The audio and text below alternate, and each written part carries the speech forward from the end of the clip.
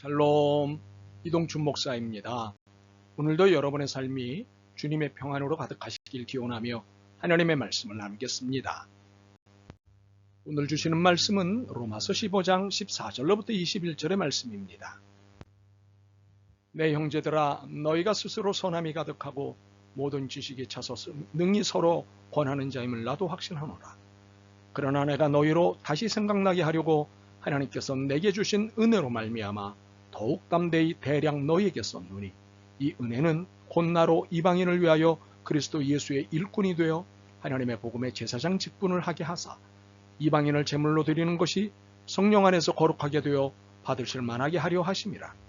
그러므로 내가 그리스도 예수 안에서 하나님의 일에 대하여 자랑하는 것이 있거니와, 그리스도께서 이방인들을 순종하게 하기 위하여 나를 통하여 역사하신 것 외에는 내가 감히 말하지 아니하노라. 그 일은 말과 행위로 표적과 기사의 능력으로 성령의 능력으로 이루어졌으며, 그리하여 내가 예루살렘으로부터 두루 행하여 일루리곤까지 그리스도의 복음을 편만하게 전하였노라. 또 내가 그리스도의 이름을 부르는 곳에는 복음을 전하지 않기를 힘썼노니, 이는 남의 터 위에 건축하지 아니하려 함이라. 기록된 바 주의 소식을 받지 못하는 자들이 볼 것이요 듣지 못한 자들이 깨달으리라 함과 같으니라. 아멘. 로마서 15장 14절로부터 21절 말씀을 본문으로 신앙인의 역할론이라는 제목으로 말씀을 나누도록 하겠습니다. 세계사든 인간사든 주연은 하나님이시고 인간은 조연입니다. 성경은 이것을 수없이 반복해서 말씀하고 있습니다. 그리고 깔뱅은 이 사실을 하나님의 주권과 신인 협력이라는 말로 정리하였습니다. 혼자 모든 일을 하실 수 있지만 하나님은 결코 인간을 배제하지 않으십니다. 하나님은 모든 것으로부터 영광받기를 원하시기 때문입니다. 이것이 인간의 역할론입니다. 본문에서 바울은 자신의 이러한 역할론을 그리스도 예수의 일꾼, 나를 통하여 역사하심이라는 말로 표현합니다. 그리스도 예수의 일꾼이라는 말은 일꾼의 소유주가 예수님이라는 것과 일꾼의 임무는 예수님을 위하여 일하는 것이라는 두 가지 의미를 담고 있습니다.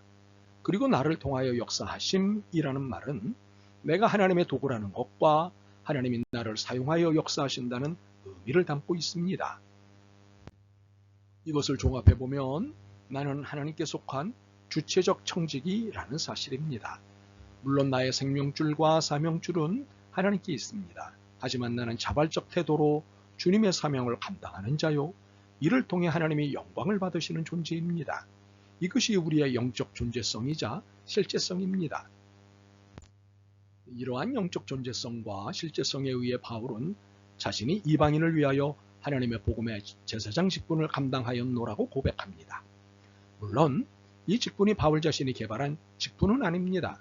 16절에 제사장 직분을 하게 하사라는 말은 하나님이 바울에게 이 직분을 맡기셨다, 하게 하셨다는 뜻입니다. 그러나 17절 18절에서 내가 그리스도 예수 안에서 하나님의 일에 대하여 자랑하는 것이 있거니와, 그리스도께서 이방인들을 순종하게 하기 위하여 나를 통하여 역사하신 것이라는 고백을 보면 직분에 대한 역할만큼은 주체적으로 할 수 있었다는 고백입니다. 이는 자율적 책임하에 있는 하나님의 일꾼이라는 뜻입니다. 이렇게 바울처럼 우리도 하나님의 일꾼입니다. 1차적 소명자는 예외 없이 2차적 소명자가 되기 때문입니다. 무슨 말이냐 하면 하나님이 우리를 자녀로 부르셨습니다. 이것은 1차적 소명입니다. 그리고 자녀로 부르신 우리에게 하나님의 일을 각각 맡기셨습니다. 이것은 2차적 소명입니다. 2차적 소명은 1차적 소명에 뒤따르는 자연스러운 소명입니다. 그렇게 우리는 모두가 하나님의 일꾼이라는 사실입니다. 또한 우리는 바울과 마찬가지로 이방인을 위한 복음의 제사장입니다. 하나님은 우리 모두에게 복음 증거자라는 지상 대명령을 하달하셨습니다. 마태복음 18장 19절과 20절입니다. 너희는 가서 모든 민족으로 제자를 삼아 아버지와 아들과 성령의 이름으로 세례를 베풀고 내가 너희에게 분부한 모든 것을 가르쳐 지키게 하라. 이 명령에는 예외도 열외도 없습니다. 오직 순종이냐 불순종이냐만 있을 뿐입니다. 일꾼에게 요구되는 1차적 덕목은 순종입니다. 그래서 순종하지 않는 일꾼은 일꾼이 아닙니다. 자기 멋대로 하겠다는 일꾼을 채용하고 월급을 줄 고용주는 없습니다. 하나님도 마찬가지이십니다. 어떤 면에서는 훨씬 더 엄격하시고 원칙적이십니다. 바울은 이것을 디모데후서 2장 4절과 5절에서 비유로 설명하였습니다. 병사로 복무하는 자는 자기 생활에 얽매이는 자가 하나도 없나니 이는 병사로 모집한 자를 기쁘게 하려 함이라. 경계하는 자가 법대로 경계하지 아니하면 승리자의 관을 얻지 못할 것이며, 병사는 자기 생활에 얽매일 수 없고 경기자는 자기 법대로 하지 않습니다. 규칙에 따라 해야 합니다. 원칙이니까요. 그러므로 복음의 제사장으로 살아야 하느냐의 여부를 두고 고민한다는 것은 있을 수 없습니다.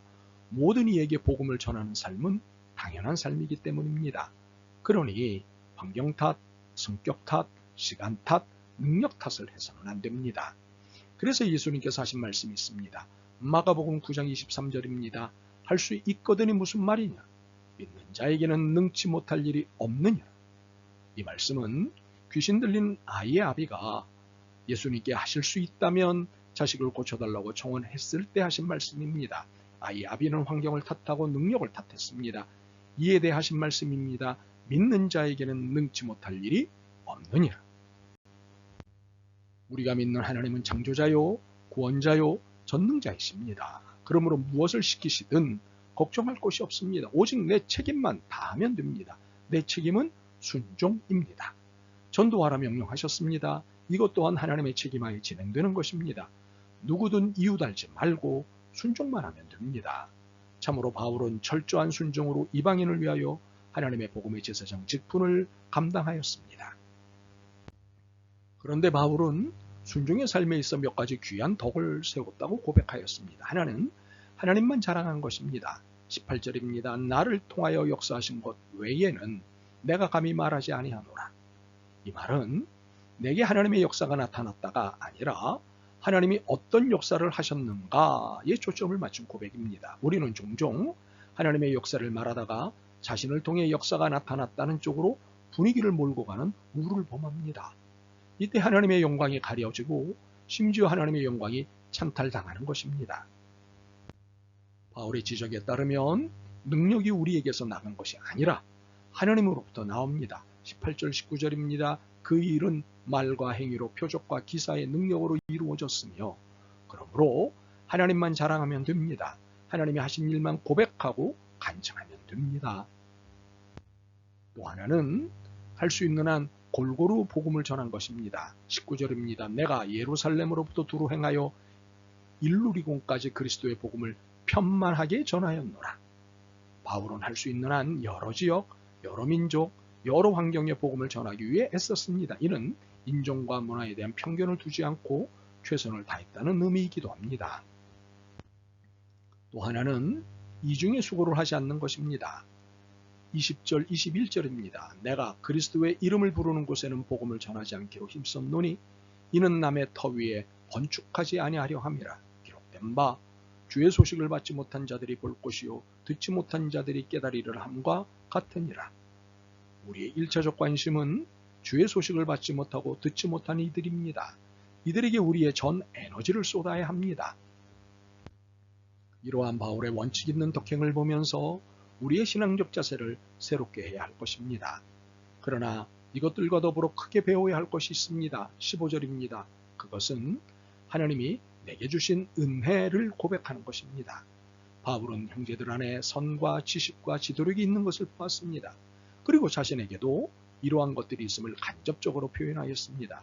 그러나 자신이든 누구든 지닌 모든 것은 하나님의 은혜로 주어진 것임을 인정해야 한다는 것입니다. 우리가 매일의 삶을 시작하고 일과를 마무리할 때 꼭 고백해야 할 것이 있습니다. 하나님께 은혜 받음과 하나님의 사명 확인입니다. 이 둘은 중요한 신앙생활의 핵심입니다. 바라기는 하나님의 은혜만이 아니라 하나님의 사명도 잊지 않는 매일의 삶이길 소망합니다. 아멘. 주님, 저희를 통해 영광받기를 원하시기에 거룩한 사명을 주셨음을 깨닫습니다. 이 귀한 사명에 게으르거나 핑계를 대지 않게 영혼과 태도를 붙잡아 주옵소서. 오직 충성스러운 일꾼으로 순종하게 믿음을 주옵소서. 예수 그리스도의 이름으로 기도드립니다. 아멘. 오늘도 여러분의 믿음과 삶을 응원합니다. 사랑합니다.